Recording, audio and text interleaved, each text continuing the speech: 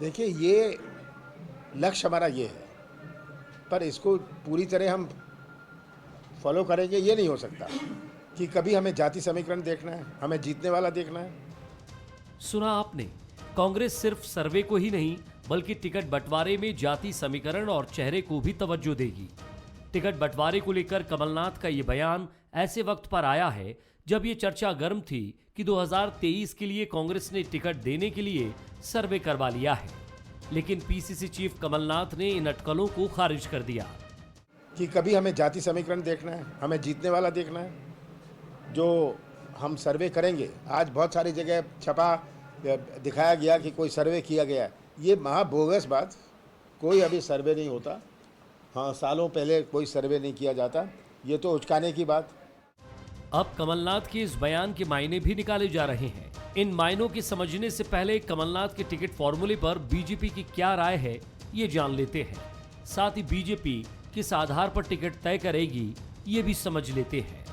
अरे पार्टी का इतना बड़ा तंत्र है, बूथ का कार्यकर्ता, बूथ अध्यक्ष, महामंत्री बीले ही हमारा सबसे बड़ा सर्वेयर है। भारतीय जनता पार्टी का इतना बड़ा स्ट्रक्चर, जिनके पास कुछ नहीं होता वो सर्वे एक एजेंसी भेजते हैं। भारतीय जनता पार्टी सर्वे एजेंसी पर विश्वास नहीं करती। भारतीय जनता पार्टी तो अपने कार्यकर्ताओं के जो फीडबैक है उस पर विश्वास करती है, इसलिए हम तो हमेशा से उसमें तैयारी में रहते हैं। कहीं न कहीं कमलनाथ की कोशिश संगठन को साधने की है। वो ये भी संदेश देना चाहते हैं कि किसी कंपनी के सर्वे के भरोसे टिकट का बंटवारा नहीं होगा, बल्कि संगठन में वरिष्ठ नेताओं का फीडबैक और उनकी राय को भी तरजीह दी जाएगी। हालांकि कांग्रेस का ये फॉर्मूला कितना कारगर रहेगा और बीजेपी के सामने कहां तक टिक पाएगा, इसके लिए 2023 का इंतजार करना होगा। नमस्कार, मैं हूं शरद द्विवेदी और बहुत स्वागत है आपका आज का मुद्दा में। और आज का मुद्दा का जो हमारा विषय है वो है कमलनाथ का नया फार्मूला। तो चुनावी रणभेरी बजने की जो सुगंध है वो बड़ी तीव्रता से, बड़ी इंटेंसिटी से आने लगी है। मध्य प्रदेश हो या छत्तीसगढ़ हो, मध्य प्रदेश में धर्मांतरण के मसले को लेकर मुख्यमंत्री शिवराज सिंह चौहान बेहद सख्त नजर आए हैं और जबलपुर के मामले को लेकर आपने देखा ही है। छत्तीसगढ़ में जेपी नड्डा साहब, बीजेपी के राष्ट्रीय अध्यक्ष, उनकी हुंकार है तो दो नए जिलों की गूंज भी मुख्यमंत्री भूपेश बघेल जी ने पूरी ताकत से गुंजाई है। कमलनाथ जी कह रहे हैं कि सर्वे की बात बोगस है, सालों पहले कहीं कोई सर्वे होता है क्या?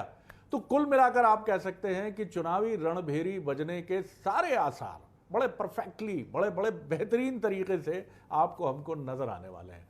तो किस तरह से मध्य प्रदेश की चुनावी बिसात, जिसके दो अहम किरदार हैं, भारतीय जनता पार्टी और कांग्रेस, ये किस तरह से आमने सामने होंगे, कमलनाथ जी के इस बयान के या उनके नए फार्मूले के क्या मायने हैं, इस पर आज हम बात करेंगे। लेकिन उसके पहले वो 3 सवाल जिन पर यह बहस केंद्रित होगी, पहले उन पर नजर डाल लीजिए। सवाल नंबर 1, क्यों कमलनाथ को टिकट बंटवारे के फॉर्मूले में बदलाव करना पड़ा?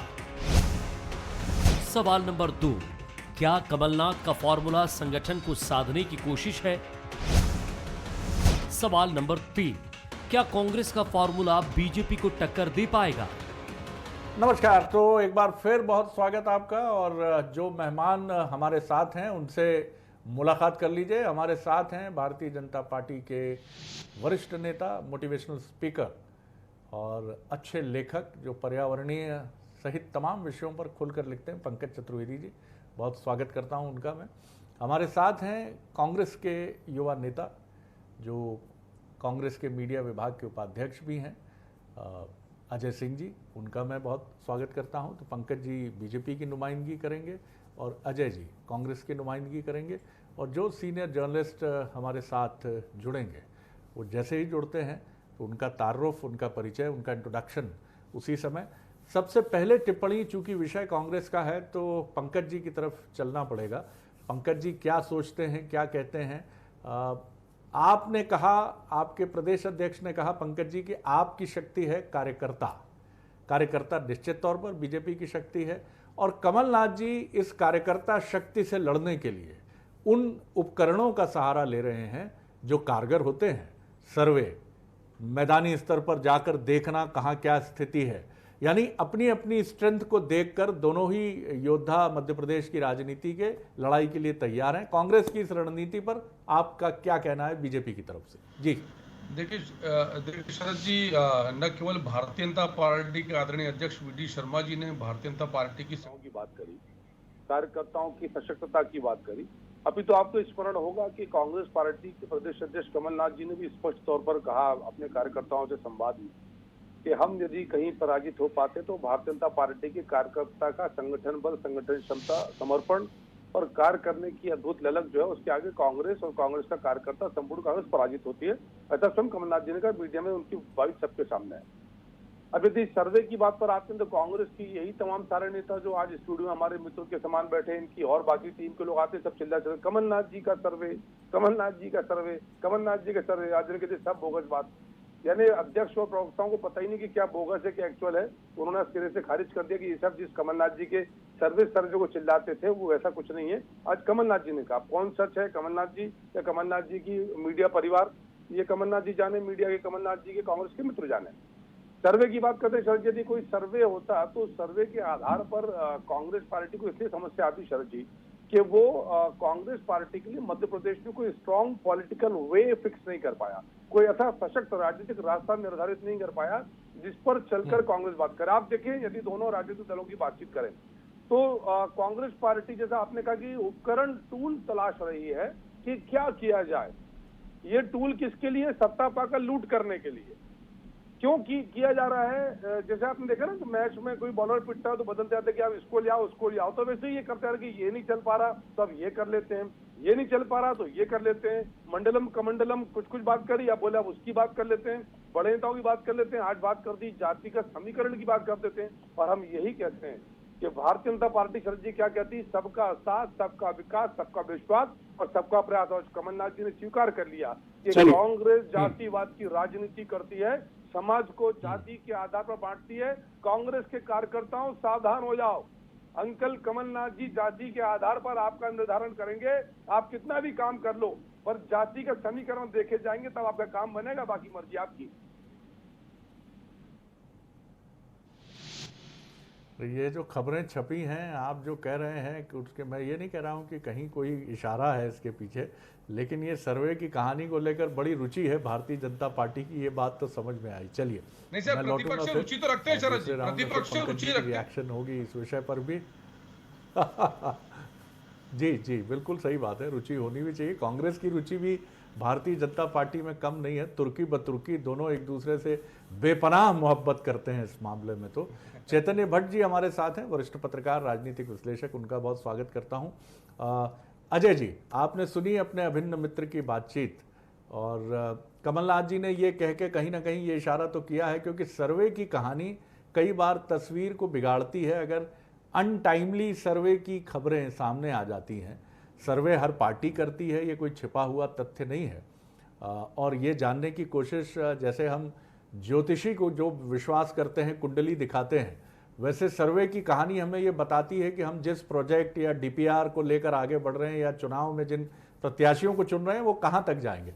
क्या कहेंगे आप? कमलनाथ जी थोड़े इससे खिन्न भी नजर आए कि ढेर सारी खबरें इस तरह की छप गई, और पंकज जी यानी बीजेपी प्रसन्न भी नजर आई इससे, क्या कहेंगे आप? जी देखिए शरद जी, कमलनाथ जी हमेशा साफ गोई से बात करते हैं और स्पष्ट बात करते हैं। उन्होंने ये नहीं कहा कि सर्वे नहीं होंगे, उन्होंने स्पष्ट तौर पर कहा कि अभी चुनाव में बहुत समय है, इतने जल्दी सर्वे नहीं होते हैं। तो जब चुनाव करीब आएगा तो सर्वे प्रक्रिया भी उम्मीदवार चयन का एक हिस्सा होती है, और ये कांग्रेस पार्टी हमेशा स्वीकार करती है। भारतीय जनता पार्टी के नेताओं में एक अजीब तरह की बेचैनी और बौखलाहट है, उन्हें समझ में नहीं आ रहा है क्या बोलें। वी.डी. शर्मा कह रहे हैं हम सर्वे नहीं करवाते हैं, कार्यकर्ताओं की राय लेते हैं। तो कार्यकर्ताओं की राय सर्वे नहीं होती है क्या? राय को क्या कहा जाएगा? वही तो सर्वे होता है, जो लोगों की राय के आधार पर निर्णय लिया जाता है। लेकिन वो सर्वे नहीं है, वो कार्यकर्ताओं की राय है। इस तरह की बेचैनी, इस तरह की बौखलाहट भाजपा के नेताओं में। भाजपा के नेताओं को ये नहीं पता कि उनके कितने उम्मीदवार कांग्रेस में हैं अभी, जिन्हें वो ढूंढ रहे हैं, और वो कार्यकर्ताओं की बात कर रहे हैं। 2018 में ऐसे 30 उम्मीदवार जो भाजपा के खिलाफ चुनाव लड़े थे उन्हें भाजपा ने अपना नेता बना लिया, कार्यकर्ताओं के ऊपर थोप दिया और आज ये सिद्धांतों की बात कर रहे हैं, कार्यकर्ताओं की बात कर रहे हैं। और समय समय पे भाजपा के नेता कहते हैं हम और भी लोगों का इंतजार कर रहे हैं और भी कांग्रेस से आ जाएं। तो आपको तो यही नहीं पता कि आपको किसको चुनाव लड़ाना है। तमाम दल बदलुओं के भरोसे आपकी रणनीति चल रही है। स्पष्ट है हम अपने कार्यकर्ता के भरोसे चुनाव लड़ रहे हैं। स्पष्ट नीति है, कमलनाथ जी का विजन जनता के बीच में 15 महीने की उपलब्धियां, 27 लाख किसानों का कर्जा माफ, 100 रुपए 100 यूनिट, 1000 गौशालाएं प्रदेश के हर गांव में। जो कमलनाथ जी का काम है वो दिखाई दे रहा है। आपके पास क्या है? डंपर घोटाला, व्यापम घोटाला, अब एक ये नया घोटाला लेके आ गए हैं पोषण आहार के नाम पर। तो घोटाले घोटाले घोटालों के ऊपर घोटाले। तो दूसरी तरफ कमलनाथ जी का विजन, दूसरी तरफ एक तरफ भाजपा का घोटाला। भारतीय जनता पार्टी पूरी तरह बिखराव पर है। चलिए मैं लौटता हूं आप दूसरे कहते हैं राउंड की हमारे, तरफ। मैं एक जी। चीज और कहना चाहूंगा, इन्हीं सर्वे और कमलनाथ जी की रणनीति से हम 2018 में भी जीते थे। ये धोखे से भाजपा की सरकार है और नगरीय निकायों में भी भाजपा को मुंह की खानी पड़ी है। जनता ने भाजपा को नकार चलिए, दिया है। जी। बहुत बम्पर जीत मिली, बहुत बम्पर। आपके तो हार बड़ी गए, दिक्कत 9 तो बात नगर मुझे निगम लगती हार गए। है। जब आप दोनों दल ये कहते हैं, बहुत आप दोनों दल ये कहते हैं कि आपकी तैयारी ठीक नहीं है, आपकी तैयारी ठीक नहीं है, जबकि एक पत्रकार के तौर पर मैं भी देखता हूं और चैतन्य भट्ट जी भी इसकी पुष्टि करेंगे कि 2018 से लेकर अब तक आप दोनों की जो तैयारियां हैं वो ज़बरदस्त तैयारियां हैं और बीजेपी और कांग्रेस इतने सतर्क हैं एक दूसरे को लेकर कि इंच इंच के संघर्ष की तरफ आप इस बार के चुनाव को ले जा रहे हैं। तो थोड़ी तो सच्चाई को स्वीकारिए। एक दूसरे पर आरोपण के साथ ये कहिए कि आप ढीले हैं, आप ढीले हैं, ये स्लैजिंग ज़रूर है, जैसे क्रिकेट में छींटाकशी है। चैतन्य जी, किस तरह आप देखते हैं? कमलनाथ जी थोड़े से क्षुब्ध भी नज़र आए इस बात को लेकर कि सर्वे की रिपोर्ट्स जो हैं मीडिया के ज़रिए बाहर चली गई हैं। कमलनाथ जी सर्वे कराते हैं, इसमें कोई शक नहीं है, और वो सर्वे की प्रणाली पर बहुत ही विश्वास भी करते हैं क्योंकि ये उनका एक कंपल्शन भी है, क्योंकि उनके पास बीजेपी की तरह एक मजबूत संगठन नहीं है और वो प्रणाली नहीं है जो उनको पूरा फीडबैक दे। और मध्य प्रदेश एक बड़ा राज्य है। किस तरह से आप देखते हैं उनकी इस बात को कि सर्वे इतनी जल्दी नहीं कराया जाता, जबकि नगरीय निकाय और पंचायत में उन्होंने भरपूर सर्वे कराने के बाद ही प्रत्याशी चुने, और दूसरी तरफ बीजेपी का ये कहना कि हम तो कार्यकर्ता और हमारे मजबूत संगठन पर टिके हैं। जी चैतन्य जी। जी जी जी। देखिए शरद जी, सर्वे की जहाँ तक बात है तो सर्वे तो हर पार्टी करवाती है, इसमें कोई संदेह की बात नहीं है, क्योंकि सर्वे के माध्यम से ही उनको ये पता लगता है कि हमारा कौन सा कैंडिडेट है जो ज़्यादा मजबूत है। ये अलग बात है कि अगर आप किसी प्राइवेट एजेंसी से सर्वे करवा रहे हैं तो उतना विश्वसनीयता उसमें नहीं होती है, लेकिन जब आप अपने पार्टी के लोगों से, अपने पार्टी के वरिष्ठ लोगों से या अपने पार्टी के कार्यकर्ताओं के माध्यम से राय लेते हैं तो वो ज़्यादा विश्वसनीय होती है, क्योंकि वो ज़मीन पर काम करते हैं। तो अगर कमलनाथ जी ये कह रहे हैं कि सर्वे के लिए अभी इतनी जल्दी नहीं है, अभी 1 वर्ष का समय है, 1.5 वर्ष का समय है चुनाव में, विधानसभा के चुनाव में, तो जब समय आएगा तो निश्चित तौर पे उसमें सर्वे होगा और कार्यकर्ताओं की राय भी ली जाएगी। देखिए, भारतीय जनता पार्टी का जो संगठन है वो बहुत मजबूत है, इसमें कोई दो राय नहीं है और इससे कोई इनकार भी नहीं कर सकता है। कांग्रेस को अपने संगठन को मजबूत बनाना पड़ेगा और उसके लिए कमलनाथ जी प्रयास कर रहे हैं, क्योंकि अभी आप देखिए कि प्रवक्ताओं की नियुक्तियों में भी कुछ फेरबदल होने वाला है, उसमें भी कुछ क्राइटेरिया उन्होंने तय किए हैं कि जो बहुत ज़्यादा तार्किक हों, जिनको कांग्रेस की रीति नीति के बारे में जानकारी हो, उनको भी मौका दिया जाएगा, जिला स्तर पे भी मौका दिया जाएगा। तो ये सारी जो कवायद है वो निश्चित तौर पे 2023 के चुनाव के लिए है। कमलनाथ जी बार बार कह रहे हैं कि मैं मध्य प्रदेश छोड़ के नहीं जाऊँगा, लोग ज़रूर कह रहे हैं कि उनको कार्यकारी अध्यक्ष की बात चल रही है या वो दिल्ली बार बार जाते हैं, लेकिन उनका पूरा जो निशाना है वो मध्य प्रदेश का विधानसभा चुनाव है। अभी उनने जो भी रणनीति बनाई हो उसका निश्चित तौर पे नगरीय निकायों में फ़ायदा हुआ है, क्योंकि ग्वालियर हो, जबलपुर हो, मुरैना हो, रीवा हो, ऐसे जगह पे अगर उनके महापौर जीते हैं तो उससे कांग्रेस के भीतर एक उत्साह का सृजन तो हुआ है और एक कार्यकर्ता को अपने नेता पर विश्वास भी हुआ है कि कमलनाथ की जो रणनीति है वो कहीं ना कहीं हमें विजयश्री हासिल करवाने में मदद कर सकती है। अब रहा सवाल भारतीय जनता पार्टी का, तो भारतीय जनता पार्टी तो 24/7 चुनावी मोड पर रहती है, वो तो एक चुनाव खत्म होता नहीं कि दूसरा चुनाव चाहे 2 साल बाद हो चाहे 3 साल बाद हो, वो तैयारी में जुड़ जाती है। कांग्रेस में अभी तैयारी की जो स्थितियां दिख रही हैं, मुझे लगता है कि अब कांग्रेस भी बहुत आक्रामक तरीके से अपनी तैयारी कर रही है, क्योंकि उनके और भारतीय जनता पार्टी के विधायकों में कोई बहुत ज़्यादा अंतर नहीं है।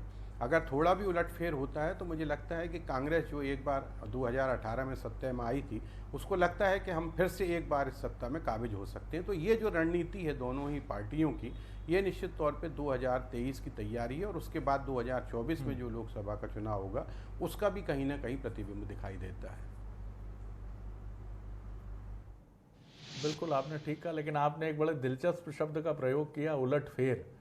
कांग्रेस इसको लेकर बड़ी सशंकित रहती है कि एक उलटफेर तो वो होती है जो 5 साल चुनाव में स्वाभाविक तौर पर होती है, और कांग्रेस में अब एक ऐसी भी उलटफेर होती है जो स्वाभाविक कह लीजिए या फिर उसको कह लीजिए नाराज़गी की उलटफेर है, या आप उसको जिस भी तरीके से देख लीजिए, तो किसी आसक्ति की वजह से होती है। तो उस उलटफेर से कांग्रेस बहुत चिंतित होती। बहरहाल पंकज जी, मुझे ये बताइए कि जैसा हम पहले भी बार बार ये विश्लेषण के सिरे को हम सामने रखते रहे हैं कि 3 राज्य इस समय जो हैं वो भारतीय जनता पार्टी की टॉप प्रायोरिटी में है, और ये तीनों राज्य ऐसे हैं जहां कांग्रेस की एक स्ट्रांग प्रेजेंस है। आप बात करिए मध्य प्रदेश, छत्तीसगढ़ और राजस्थान, और संयोग से इन तीनों ही राज्यों में 1 वर्ष बाद 52-53 हफ्ते के बाद चुनावी रणभेरी बज चुकेगी और नतीजे बाद में सामने होंगे। किस तरह से आप देखते हैं, मध्य प्रदेश की ही बात मैं नहीं कर रहा हूं, कांग्रेस से टक्कर इन्हीं तीनों राज्यों में बीजेपी को मजबूती से मिलती रही है, तो फोकस डबल इंजन का भी रहेगा और पूरी शक्ति बीजेपी की कांग्रेस से लड़ने में लगेगी। जी पंकज जी। जी, जनता पार्टी कोई भी चुनाव हो, वो छोटा चुनाव हो बड़ा चुनाव हो, अभी 46 नगरीय निकायों के चुनाव हैं 58 जिलों में, उनमें कई बहुत छोटे छोटे चुनाव हैं, पर फिर भी भारतीय जनता पार्टी परिवार पूरी सशक्तता के साथ मैदान में है, क्योंकि हमारा संकल्प बहुत स्पष्ट है शरद जी कि कोई भी चुनाव हो, प्रत्येक बूथ पर 51% मतदान भारतीय जनता पार्टी के पक्ष में, और इस प्रकार के चुनाव से हमारी इस योजना का हम अभ्यास कर पाते हैं और कहाँ सुधार करना उस पर विमर्श कर पाते हैं। नगर निगम चुनाव की बात हो रही, बहुत जोर जोर से चिल्लाया जा रहा है महापौर चुनाव के बारे में। शरद जी, महापौर चुनाव की वास्तविकता यह भी है कि मुरैना और छिंदवाड़ा को छोड़कर 14 नगर निगमों में भारतीय जनता पार्टी के चुनाव चिन्ह पर जीते पार्षदों की मेजोरिटी है। उनको भी जनता ने वोट दिया है, उसी जनता ने जिसने संभवतः महापौर के लिए भारतीय जनता पार्टी के प्रत्याशी को अपेक्षित मतदान नहीं दिया। तो भारतीय जनता पार्टी चाहे राजस्थान के विषय हो, मध्य प्रदेश के विषय हो, छत्तीसगढ़ के विषय हो, देश में किसी अन्य प्रांत में चुनाव हो, योजना के साथ मैदान में उतरती है, और वो योजना बहुत स्पष्ट होती है कि 51% मतदान का लक्ष्य। और शरद जी, सत्ता भारतीय जनता पार्टी के लिए सेवा का माध्यम है, क्योंकि लोकतंत्र में यदि आपको जिस प्रकार के सामाजिक राजनीतिक परिवर्तन आप करना चाहते हैं, माँ भारती के परम वैभव की बात करना चाहते हैं, तो आपको लोकतंत्र में सत्ता का साधन आवश्यक है। और इसीलिए हम जनता के पास जाकर आग्रह करते हैं, अपना विषय वस्तु रखते हैं, अपने बिंदु रखते हैं, और उनसे आग्रह करते हैं कि अवसर दीजिए भारतीय जनता पार्टी के कमल चुनाव चिन्ह पर लड़ने वाले प्रत्याशी को आपके प्रतिनिधि रिप्रेजेंटेटिव होने का, और उसके माध्यम से अवसर दीजिए भारतीय जनता पार्टी के लोगों को आपकी सेवा करने का, और उसके परिणाम मिलते हैं। शरद जी, मध्य प्रदेश में हम देखें तो 29.74% की विकास की दर है। 11 लाख करोड़ की जीएसडीपी प्रति व्यक्ति जो आय मध्य प्रदेश की 33,000 थी 2003 में, वो अब 1,24,000 रुपए, और ऐसे अनेकों प्रमाण है शरद जी जिनके साथ हम जनता के बीच जाते हैं। इसलिए शरद जी, जब भी अवसर आता है चयन का, तो हम बहुत कृतज्ञ हैं मध्य प्रदेश की जनता जनार्दन के कि वो कृपा भारतीय जनता पार्टी के कमल चुनाव चिन्ह पर करती है, भाजपा के प्रत्याशी को अपने स्नेह देती है। कांग्रेस ने तो आज कमलनाथ ने स्वीकार कर लिया कि वो स्पष्ट तौर पर जातिवाद की राजनीति करते। कहा उन्होंने, आप सोचिए शरद जी कि यदि जो आरोप हम कांग्रेस पर लगाते थे उसका स्वीकारीकरण आदरणीय कमलनाथ जी ने किया कि हाँ, हम जाति के आधार पर टिकट देंगे। चलिए मैं जवाब लेता हूं। जी, मैं जवाब लेता हूं। जी सर। मैं जवाब लेता हूं। अजय जी, एक बहुत स्पष्ट आरोप है भारतीय जनता पार्टी का कि कांग्रेस के प्रमुख जो हैं मध्य प्रदेश के, उनकी इस बात से वो इस संकेत को भी देख रही है कि कांग्रेस कहीं ना कहीं कास्टियस्ट पॉलिटिक्स की तरफ बात करती है, जातिगत समीकरणों को देखते हुए। हालांकि सारे राजनीतिक दल इन समीकरणों को देखते हैं। कमलनाथ जी कह जाते हैं, बीजेपी शायद नहीं कहती है। जी देखिए शरद जी, बिल्कुल सही बात है, हम स्वीकार करते हैं, हम जाति समीकरणों को देखेंगे। प्रदेश में 55% पिछड़े वर्गों को हम उनके अनुपात में टिकट देंगे। आप नहीं देंगे, उनको धोखा देंगे, क्योंकि आप जातीय समीकरण नहीं देखते हैं और आपने ब्राह्मण बनियों को जेब में डाल रखा है मुरलीधर राव जी ने। आप नहीं देखिएगा जातिगत समीकरण, हम देखेंगे, हम स्वीकार कर रहे हैं ना। पंकज जी आपने, पंकज जी अब आप बौखलाइए मत, आपको तो कांग्रेस बीजेपी दोनों दलों का अनुभव है, अब बौखलाइए मत। हम देंगे पिछड़े वर्गों को अधिकार, हम देखेंगे जातिगत समीकरण, स्वीकार कर रहे हैं, स्वीकार कर रहे हैं पंकज जी, स्वीकार कर रहे हैं जातिगत समीकरण देखेंगे, पिछड़े वर्गों को उनका अधिकार देंगे। आपने अधिकार छीना, अब चिल्ला रहे हैं, बौखला रहे हैं। आप दल बदल करके कोई नया दल ढूंढिए। पंकज जी, आप लोगों की कोई नीति सिद्धांत नहीं है। पंकज जी केवल झूठ प्रपंच कर सकते हैं, संयम से सुनना भी सीखिए। मैं आपको इतनी देर से सुन रहा हूँ, ये किस तरह की बौखलाहट है, कैसा मोटिवेशन करते हैं आप अपने आप को, मोटिवेशनल स्पीकर कहते हैं, और आप में स्वयं संयम नहीं है, आप में स्वयं संयम नहीं है, और आप अपने आप को मोटिवेशनल स्पीकर कहते हैं। किस तरह का मोटिवेशन करते होंगे आप लोगों का? मैं आपको इतनी देर से संयम से सुन रहा हूं, व्यक्तिगत टीका टिप्पणी पर ना जाए, कांग्रेस पार्टी को कोट कर रहे हैं, मैं आपको सुन रहा हूं और मैं आपको जवाब दे रहा हूं, तो आप बौखला रहे हैं। ये कैसी राजनीति है आपकी, कैसी बौखलाहट है ये? हम स्वीकार कर रहे हैं ना। चैतन्य भट्ट जी का मैं एक रिएक्शन देता हूं। चैतन्य जी, हमारे दोनों साथियों को थोड़ा सा उनका आरोप लगाया कि कांग्रेस थोड़ा सा कम करते हुए चैतन्य जी को सुन लेते हैं। स्वीकार कर रहा हूं कि हम जातिगत चैतन्य जी, एक छोटी टिप्पणी आपकी। चैतन्य जी, एक छोटी टिप्पणी आपकी, क्योंकि इस शोर में मुद्दा पीछे छूट जाएगा। जी चैतन्य जी, चैतन्य जी, जी चैतन्य जी, चैतन्य जी, जी। राजनीति में जातिगत चैतन्य जी, राजनीति में जातिगत समीकरण भी देखे जाते हैं और वो हर पार्टी देखती है, इसमें कोई दो राय नहीं है। क्योंकि अगर आपको सत्ता पाना है तो आपको सारे समीकरण देखना पड़ता है, चाहे वो अच्छा कैंडिडेट हो, जिताने वाला चेहरा हो, या जातिगत समीकरण हो, ये सारी चीज़ें होती हैं। ये बात अलग है कि कमलनाथ जी ने कह दिया कि हम जातिगत समीकरण भी देखेंगे, तो वो तो हर पार्टी करती है, ये ठीक है। भारतीय जनता पार्टी ने स्पष्ट तौर पर नहीं कहा, लेकिन अगर आपको राजनीति करना है तो आपको तमाम समीकरण देखने पड़ते हैं जो आपको जीत की तरफ ले जाते हैं। तो ये कहना कि, लेकिन ये एक मुझे लगता है कि ये जो जाति वाला मसला है, ये बिहार उत्तर प्रदेश में जरूर जातिगत राजनीति होती थी, लेकिन अगर वो ये बीमारी स्पष्ट तौर पर मध्य प्रदेश में आ रही तो ये भी ठीक बात नहीं है। क्योंकि देखिए, मतदाता तो हर वर्ग का होता है, हर जाति का होता है। अगर आप इस तरह से जाति में उसका विभेद करेंगे तो उसका कहीं ना कहीं दिक्कत होती। लेकिन दोनों ही पार्टी, आप ये मान के चलिए कि अभी ओबीसी और आदिवासी को लुभाने का प्रयास कर रही हैं, और इसके पीछे कारण ये है कि बहुत बड़ी संख्या में आदिवासी समाज मध्य प्रदेश में रहता है, और जो पिछड़ा वर्ग है उसके लिए तो मुझे लगता है कि लंबे अरसे से दोनों पार्टियां लड़ाई लड़ रही, कोर्ट कचहरी सब कुछ हो चुका है। तो किसी भी राजनीतिक दल, कोई भी राजनीतिक दल हो, वो जातिगत जो समीकरण होते हैं उनको अपनी तरफ खींचने का प्रयास करता है। उनके लिए अलग अलग योजनाएं बनाई जाती हैं ताकि वो जो मतदाता है वो हमारे पार्टी की तरफ आकृष्ट हो, और उस आकृष्ट के होने के कारण हम सत्ता की कुर्सी पे आएँ। जब आप सत्ता में आगे तभी आप लोगों का भला कर पाएंगे। अगर विरोध में रहेंगे आप तो आपके हाथ में तो अधिकार होगा नहीं। जब आप सत्ता की कुर्सी पे बैठते हैं तब आप किसी भी प्रदेश की जनता का भला कर सकते हैं। तो इसलिए हर राजनीतिक दल का ये उद्देश्य होता है कि वो येन केन प्रकारेण सत्ता पे काबिज हो, और अगर सत्ता की चाह नहीं है तो फिर तो उसका कोई मतलब नहीं राजनीतिक दल का, फिर तो वो साधु संत हो गया, तो उसको राजनीति छोड़ देना चाहिए।